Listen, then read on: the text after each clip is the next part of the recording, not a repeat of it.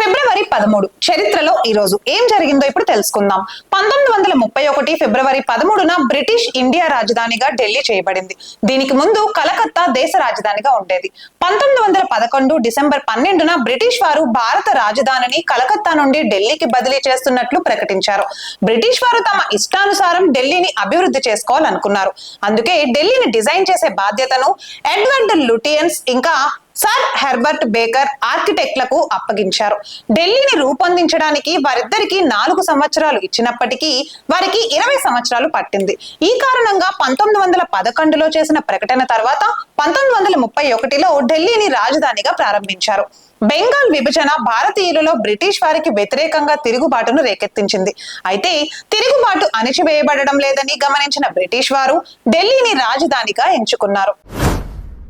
ఇక 1879 ఫిబ్రవరి 13న స్వాతంత్ర సమరయోధురాలు ఇంకా కవయిత్రి సరోజినీ నాయుడు అప్పటి హైదరాబాద్ రాష్ట్రంలో జన్మించారు. సరోజినీ నాయుడుని భారతదేశపు కోకిల అని పిలుస్తారు. ఆమె జీవితాంతం మహిళల హక్కుల కోసం తీవ్రంగా పోరాడింది.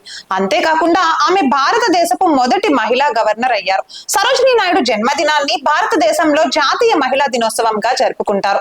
1925లో సరోజినీ నాయుడు కాంగ్రెస్ అధ్యక్షురాలిగా నియమితులయ్యారు. తర్వాత 1928లో ఆమెను కైజర్ ఏ హింద్ తో సత్కరించారు. సరోజినీ నాయుడు 1949 మార్చి 2న లక్నోలో గుండెపోటుతో మరణించారు. ఈ రోజు ప్రపంచవ్యాప్తంగా ప్రపంచ రేడియో దినోత్సవాన్ని జరుపుకుంటున్నారు. ప్రపంచ యుద్ధమైన లేదా భారతదేశంలో అత్యవసర పరిస్థితి అయిన రేడియో కమ్యూనికేషన్ మాధ్యమంగా ముఖ్యమైన పాత్ర పోషించింది. దీనితో పాటు వినోద రంగంలో రేడియో తనదైన గుర్తింపును సృష్టించుకుంది. కానీ మారుతున్న కాలంతో పాటుగా కొత్త కమ్యూనికేషన్ మాధ్యమాలు వాడుకలోకి వచ్చాయి. దీని కారణంగా రేడియో ప్రజాదరణ తగ్గడం ప్రారంభమైంది. ప్రపంచ వ్యాప్తంగా ఉన్న ప్రజలకు, ముఖ్యంగా యువతకు రేడియో ఆవశ్యకత ఇంకా ప్రాముఖ్యత గురించి తెలియచేయడానికి ప్రతి సంవత్సరం ప్రపంచ రేడియో దినోత్సవాన్ని జరుపుకుంటారు.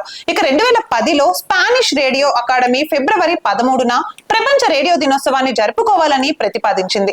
ఆ తర్వాత 2011లో యునెస్కో సభ్య దేశాలు ఈ ప్రతిపాదనను అంగీకరించాయి. ఇంకా 2012లో ఐక్యరాజ్య సమితి సర్వసభ్య సమావేశం ప్రపంచ రేడియో దినోత్సవ ప్రతిపాదనను ఆమోదించింది. అప్పటి నుండి ప్రతి సంవత్సరం ఫిబ్రవరి 13న ప్రపంచ రేడియో దినోత్సవాన్ని జరుపుకోవడం ప్రారంభించారు.